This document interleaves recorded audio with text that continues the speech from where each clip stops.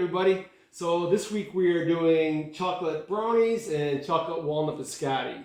So we're going to start out by taking a look at the recipe here first. I hope you guys had a great week and everything. Hope everything's going well with your projects. If you have any problems, don't forget to hesitate to give me a call.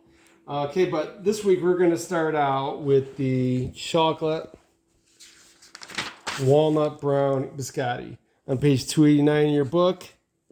That's just him talking about a little bit, and then here's all the recipe and the ingredients. So we've got bread flour, cake flour, which I have in one bowl right here. I've just sifted it together. Then we got baking powder, baking soda, and salt right here. All three ingredients right in there. Just want to make sure maybe with like baking soda, you might want to make sure that there's no chunks in it, because sometimes baking soda can get pretty lumpy. So I got my baking soda, baking powder, and salt. The recipe calls for crushed anise seeds. I'm going to leave that out. I don't actually have anise seeds, but anise is going to give it a licorice flavor. But I'm not going to add that to my brownie. So you could leave it out if you want to, or you can put it in if you want to. Doesn't matter. Then we got 4 eggs, vanilla extract, granulated sugar, walnuts, and raisins. Raisins is another inclusion that I'm not super fond of having in my brownies, so I'm going to leave that out as well. But in its place, I'm going to add some chocolate chips. And you guys could easily add more chocolate chips like this, or maybe some white chocolate if you wanted. Or you don't have to do that at all. But, okay, so come on over here. So the recipe calls for us to have our eggs, our sugar, and vanilla. We're going to paddle it, I think, for about 2 minutes. Did I say brownie or something like that? Okay, sorry for the biscotti. So I'm going to start getting these in here. So we've got my sugar that's going in. Then I'm going to crack my eggs. So I've got 4 eggs going in. Obviously, you want to make sure you don't get any shells in there.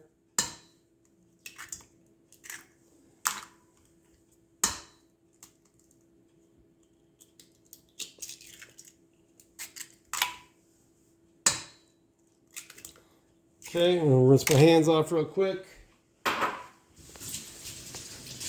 In the meantime, I've got my oven warming up to 375 degrees.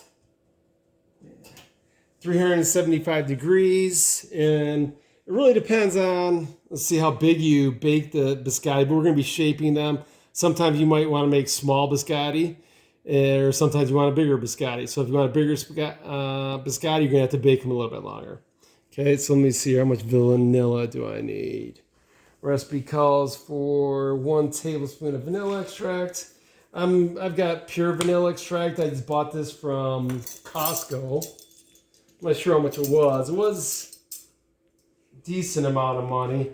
Somewhere probably around $10 and $15, I think. But it's a pretty, it's a 16-ounce bottle, so it's a pretty good size. I mean, usually if you go to like the grocery store and buy the name brand vanilla, it's probably going to cost you $5-6 for like a 1-ounce bottle.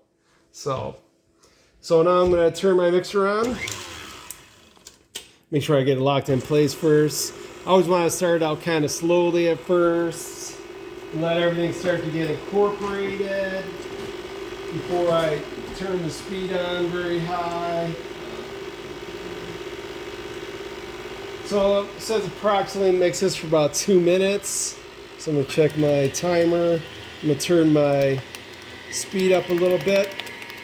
That's about 4 on my stand mixer. Then I'm going to come back to my dry ingredients over here for a minute.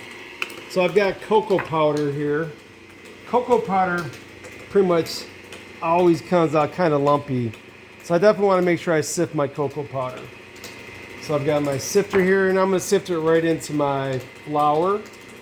Not a big deal if I get that in here, because it's a dry ingredient. I'm not going to try and sift it all. If I had a bigger sifter, I would. I can do like this. Or they've got those old stand mixers. Or I can use a spoon to help me mix it in. I want to try and push my cocoa powder through pretty quickly if I can. And this sifter is a little bit on the small side, but it'll work. If I had a bigger mixer, I would just use my hands and pushing it through. Get a bigger sifter, I mean. This will work all right. By the time I get done with this, I'll be ready to come back over to my egg and sugar mixture. I'm going to put a little more in. It's actually easiest to use my fingers like this. I can kind of push the cocoa powder right through. So I'm hoping that you guys watched all the videos. I sent you a lot of videos on brownies and chocolate and biscotti. The one video I thought was pretty interesting where the guy was making chocolate at home. And he just used cocoa powder like this, sugar, and cocoa butter. Cocoa butter, probably could get that at, a specialty store, maybe Whole Foods, I'm sure would probably have it. I wouldn't be surprised if Trader Joe's has it. Maybe some kind of specialty store. Not quite as a common ingredient as, cocoa powder, of course. But it's not something that... I thought it was a pretty interesting video. I never actually thought about making chocolate myself like that at home. But he did have like an induction burner where he kept the temperature around about 120 degrees. And that's really the only different piece of equipment that maybe you might not have at home. Okay, so I'm going to come back and look at my recipe here for a minute. So I've got my dry ingredients all here. So I've got beating my eggs, vanilla, sugar until the mixture is thick and lighter in color, approximately 2 minutes. Then I'm going to add in my dry ingredients. I'm going to be followed up by my walnuts and my chocolate chips. Remember, the walnuts and the chocolate chips are an example of inclusion, something that should always go in at the end. Gives you flavor and texture, but not really structure. Okay, so come over and take a look at my eggs and sugar mixture. You see it's lightening up in color, kind of becoming a little bit opaque. So you know that we've got some air incorporated into that. Okay, that's how it should look. I'm going to take my dry ingredients over here, try and dump it all in without spilling anything.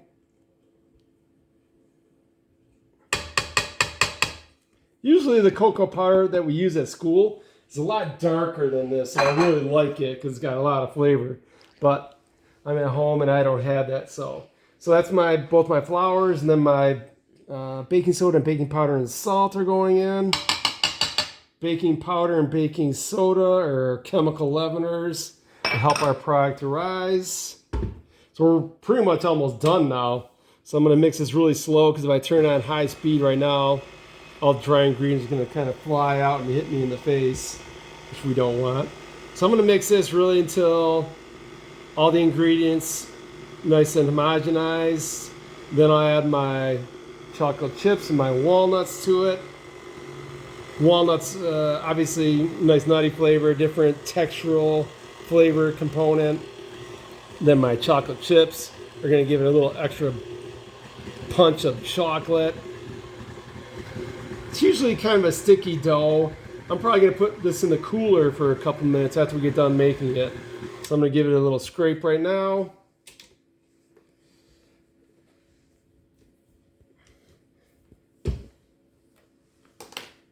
Make sure the bowl gets really scraped nicely because we want to make sure that everything is getting incorporated. I'm going to scrape this. You can see it's definitely a cookie dough, pretty soft texture. I want to make sure everything gets incorporated before I add my inclusions. Give my hands a quick rinse. We always want to wash our hands before we start a project, keep them nice and clean throughout the project. Okay. Okay, so there's our dough. I'll lock it in here for a minute. Okay, everything's nice and incorporated. So now I'm going to put my walnuts in. Quite a bit of chopped walnuts. I'm going to put my chocolate chips in. These are a nice chocolate chip that we got at Trader Joe's. I think it's like a 73% chocolate, somewhere around there. Nice chocolate flavor. And I just want to mix until I think everything's nicely incorporated. You want to make sure that the inclusions get mixed throughout the dough so that every bite you're going to get a little bit of walnut and a little bit of chocolate chip. again, we'll clean off our paddle. Make sure everything's going in there nicely. One more scrape. Remember, I always like to scrape and then remix, making sure that everything is off the bowl and into the dough. We don't want it to be on the sides of the bowl where it's not actually getting into the mix. Okay? So I'll remix this one last second. And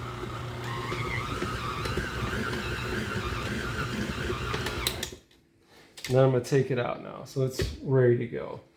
But you can see it's pretty much like a chocolate chip cookie. And the reason I want to chill this down is because we have to roll this by hand. So I would like it to be cooler if at all possible. So just like the short dough we did last week when we took the dough out and put it in the cooler. Let it get nice and firm, because otherwise it's a little bit hard to handle. So I've got my pan here ready to go. Take my dough out. If you've got like a little bowl scraper like this, is really nice for cleaning a bowl. Get that out of there. So we're going to be shaping this like a Tootsie Roll once we get it chilled down. That's why it's kind of nice to have it nice and cool, because we're rolling it in our hands. The book says to put it down on a heavily floured surface. You could do that, but I still prefer to get it nice and chilled.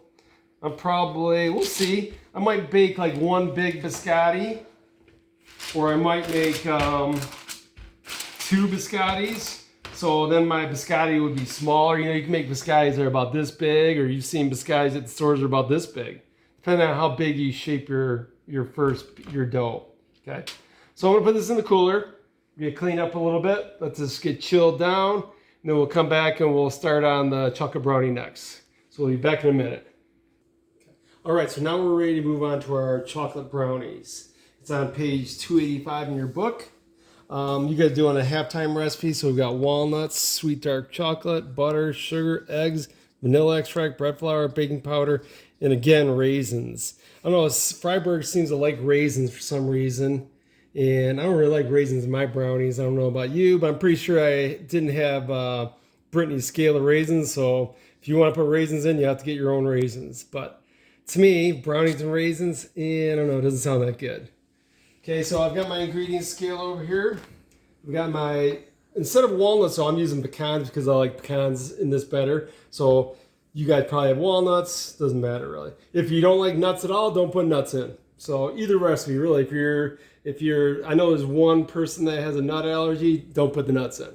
Okay, so then we got our flour, our pecans, you'll have walnuts, sugar, eggs, and vanilla. And over on the stove, I'm melting.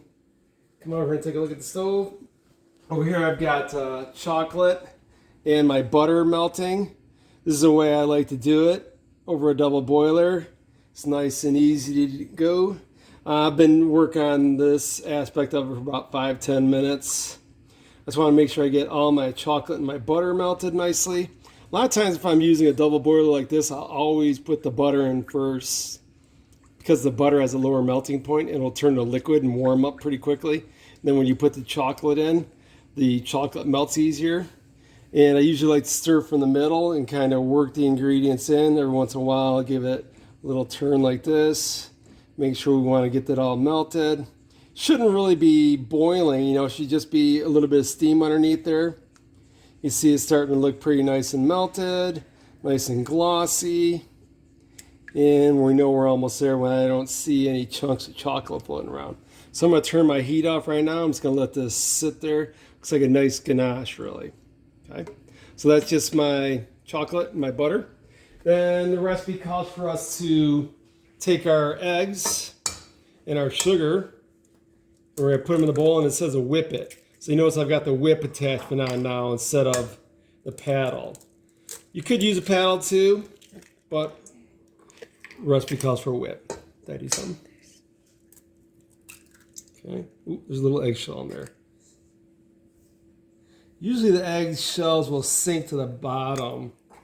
Oh man, what the heck, man? Out of control today. So I got my eggs in here. Again, another little eggshell in there. And I'm gonna try and get that with my finger.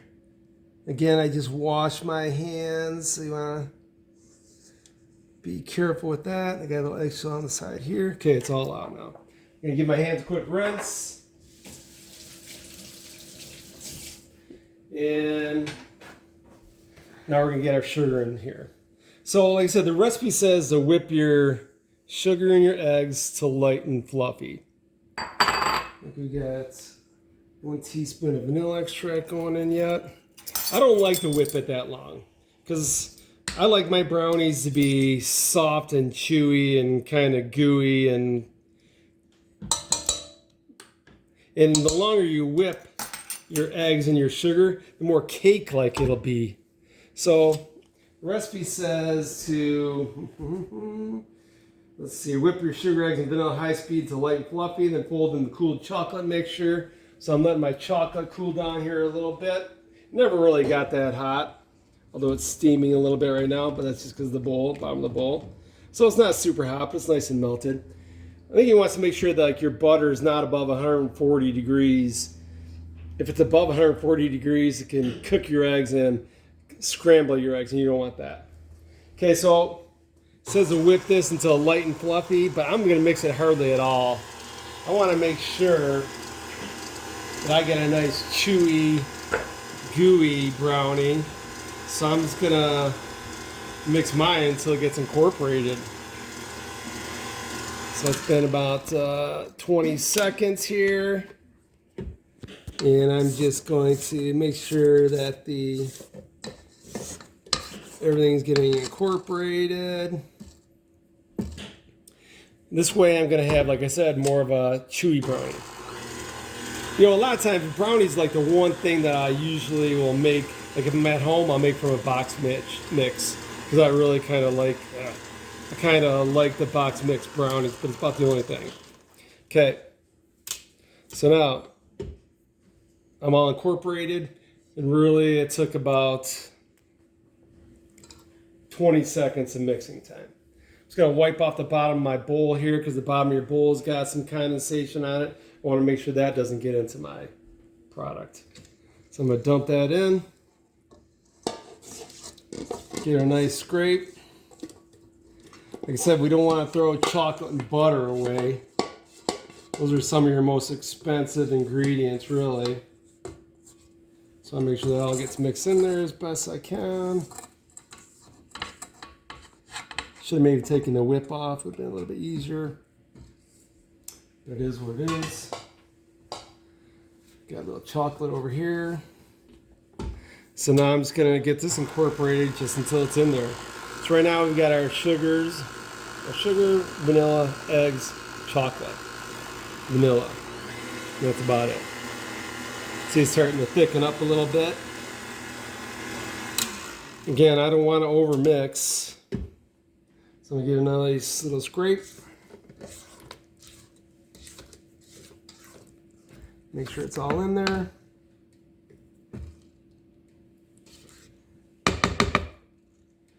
Mix it again for a second. Go back and double check my recipe.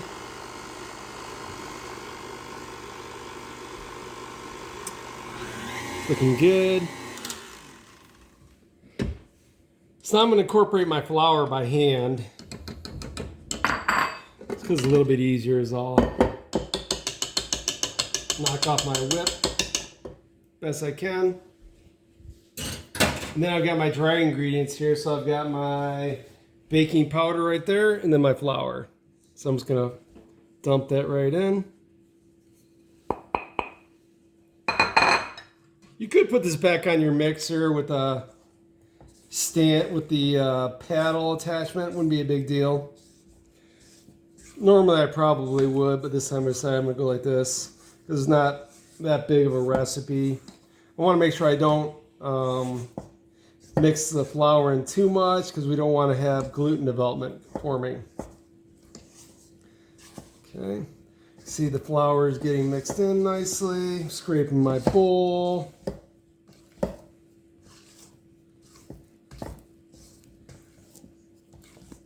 Okay, today is Saturday before the Super Bowl. So we're gonna have these for dessert for our Super Bowl party. Just want to make sure everything's in there. I want to make sure I don't see any flour streaking around. Then I'm gonna add my pecans. You guys could add marshmallows to this. Matter of fact, if it were up to me, I probably would just add marshmallows to it because I love marshmallows and chocolate. But you can add pretty much whatever you want as far as an inclusion into this, whatever you think sounds good. Okay, so now it's pretty nicely mixed. You can see it's pretty soupy, but a nice glutinous mix. I was going to use this pan here, but I think that's going to be a bit on the small side. So I'm going to rinse my hands real quick, get a bigger pan out. I like my brownies to be, sometimes, I don't know, I like them to be a little bit thin, not super thick. So let's see here, I'm going to grab this pan right here for my brownies. Make sure I spray it nicely. I want to make sure I'm spraying over like the countertop when I'm putting pan spray in a pan, because if you spray like over here, then it's going to go on the floor and it's super slippery. We don't want that. Okay, so I'm going to pop this in my pan. Should be maybe a ½ inch thick, maybe. It's a pretty good size. This is a pretty good size recipe, really. A lot of brownies. So I've been to bakeries before. I used to go to this bakery up in Lake Tahoe, and they used to have brownies, and they would make like a meringue and put that on top of the brownies and then toast it, just like you were doing s'mores. It was really good. Like I said, if it were up to me, I'd just add some marshmallows in here, but a lot of people in my house are a lot more health conscious than I am, so I don't always get to do what I want. Okay, so these are kind of hard to tell when they're baked too, you know. Brownies are kind of difficult.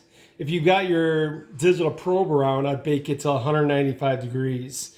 So you stick your probe right in there. So you could take your thermometer like this.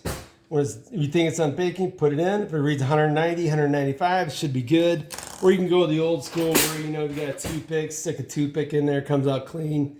It's good. Usually around the edges, the brownies get a little more burned, or a little more well done, which I like a lot, actually, because it's nice and crispy with a glass of milk. It's awesome.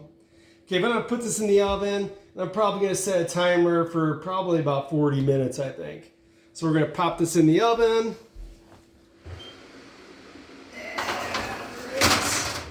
And we'll come back in about 40 minutes. In the meantime, I'm going to clean up a little bit. And we'll come back to the biscotti and we'll see how that's going. So we'll be back in a couple of minutes. Okay, so we're back with our biscotti now. It's been in the cooler for a little bit. You see it's pretty firm. I'm going to cut this one in half. I'm going to make 2 biscottis out of this. But like I said, you could easily just leave it in one piece if you wanted. Whatever you want to do. See, it's a lot more workable. I do have some flour here ready to go, just in case it starts sticking to the bench. We're going to knead it a little bit. And I want to shape this into like we discussed earlier, a big Tootsie roll. Okay. So you don't have to knead it a lot or anything like that. I just want to make sure I can roll it out a little bit. Okay, like I said, I've got some flour here just in case. I don't really want to put flour because that's just going to, you know, make it white, and it's supposed to be chocolatey. You could certainly use cocoa powder if you wanted, no problem. Or you could even just spray your surface with some pan spray. Okay, but I'm not going to get too crazy with it. I'm going to try and get it rolled out as best I can. And again, it's just going to be a log like this. I'm probably going to try and go a little bit longer just because my pan is long enough to accommodate that. And I want to make sure my biscottis aren't too thick, because if they're too thick, then they'll probably just grow together. And I don't want this. This is supposed to be, I'm going to bake both these on one pan, and it should be able to spread nicely without, we don't want it connecting to the other biscotti. So I want individual biscottis. Scraping that up once in a while. Just kind of squeezing it. Getting it to the shape I want. I want both of them to be, you know, about the same length, same thickness. Really, the thickness part from here is most important. So I don't want to put like that because this one's obviously thicker than this one. So I want to make sure I roll them so that they're about the same thickness. So that way they'll bake at the same time. Okay. So it looks pretty good to me. So I'm going to scrape this up real quick. Get it off my bench. Put it on my cookie. I'm going to rinse my hands real fast. Next thing I'm going to do, I'm going to put a little milk wash on it. You could use eggs if you wanted to, but I'm just using milk. And then I'm going to sprinkle it with some nice sugar on top. If you've got some, you know, turbinado sugar or some coarse sugar, that'd be nice to have on top too. Okay? Because it gives it a little more sweetness, a little bit of crunch, a nice little bit of a nice rustic look. Because these are, you know, not super refined cookies, but they're nice cookies. They're obviously come from Italy and usually like nice and firm. I've got my milk right here. Just gonna brush on top nice. Not gonna go crazy. Really, I'm just kind of creating something so that my sugar can stick to it. That's basically all I'm doing there. So now I got my sugar. Like I said, I'm just using regular granulated sugar, but I want to put a decent amount on there. Hopefully you can see that on the video. Nice amount of sugar though. Okay, I'm going to do this one too. Okay. Looks good. Okay, so now we're going to put these in the oven, 350 degrees, 20-30 minutes. These ones are a little more difficult to tell, but when these bake, these are going to flatten out quite a bit. It should still hold there. It's oval rectangular shape, but it's going to flatten out quite a bit. It's going to crack on top too quite a bit. That's a good thing because it's supposed to. And when you're looking at the cookie, it should be like this, nice and domed. I'm not trying to say like this, but it shouldn't be like, you know, like this on top where it dips in the middle because then it hasn't risen long enough. So make sure you're baking these long enough before you pull them out. So nice cracking on top, nice dome. It's kind of hard to tell when they're done because they're chocolatey already. So you can't just say, oh, it's nice and golden brown now because it's impossible to tell. Okay, so I'm going to put this in the oven for about 30 minutes. Then we'll come back and talk a little bit more about the finished products. I got the brownies are baking right now. We'll get these going as well. Typically with the biscotti, you're going to bake these one time, then you're going to slice them. I'm pretty sure everybody knows what a biscotti slice looks like. But then you would lay them down on their sides and toast them up in the oven again for another 15 minutes. They're hard because they're made to be dipped in coffee. Difficulty. So I was just talking about how biscotti is baked really firmly, so then it's dipped into coffees, teas, alcohols. It's made to be dipped into some liquid so it can handle that so it doesn't just crumble apart in pieces. Okay, so like I said, I'm going to put these in the oven now, and then we'll do a little cleanup, and then we'll be back, and we'll be showing you the final items. Remember, I want you to be cutting open your brownies, tasting it. You're cutting open your biscotti, see what it looks like on the inside. Having your friends, family, girlfriends, husbands, wives, significant other, make sure you taste them, getting their opinions because I want to hear about it. Okay, I want a lot of information in your blog, and I want a lot of photographs. Okay, just photographs, no videos. Sometimes people want to send me these 40, 50-minute videos, and it's hard for me to watch that much time on any individual project, and I can't go back and look at things easily. So photographs only and a nice blog. Can't wait to be back in a few minutes. Okay, everybody, our finished products out of the oven. I changed my clothes already, sorry. But come on over and take a look at what we got. So here's our chocolate brownies. Nice and see how it's kind of glossy on top. This is like a little sugar coating. The sugar rises to the surface and creates like a little thin, crispy layer that's basically just sugar. Around the edges, kind of nice and toasted brown. I baked this about 195 degrees. I think it was in there for about 30 to 40 minutes. So not too long a time. But it looks nice. Looks beautiful. Then we got our biscotti over here. See the biscotti's got the big cracking on it. That's what I was talking about. But I definitely, you kind of press on it. It's definitely pretty firm. And I used my thermometer gauge. I put that in there. And that was over 200 degrees, about 205 degrees. I think that baked for about 30 minutes or so. So biscotti is kind of tricky, really, because when you're cutting this, I'm going to grab a knife real quick. When you're cutting the biscotti, it has a tendency to crack up a lot. So, and this is pretty freshly out of the oven, so we'll see how it goes. Sometimes I use different techniques. I'd definitely be cutting on a cutting board or something like this compared to what I'm doing right here. So sometimes I'll just kind of cut through real fast. Sometimes I'll just crunch right through. But you got to experiment a little bit because the biscotti definitely has a tendency to start breaking up on you a little bit. And it's still hot. But you can see the inside. Nicely done. A little bit of gooiness from the chocolate chips that I've got in there, but it looks like it's nicely baked. Okay. So it looks good. So like I said, but then you start cutting slices like this. It's, like I said, it can be pretty challenging to get them not to break in pieces. But that's what a typical biscotti slice would look like. A little bit delicate, a little bit fragile still, but that looks pretty good. Then we got our brownie over here. My assistant is wanting a slice of brownies, so we got to slice some brownies up real fast. This is, like I said, this is the recipe from the book.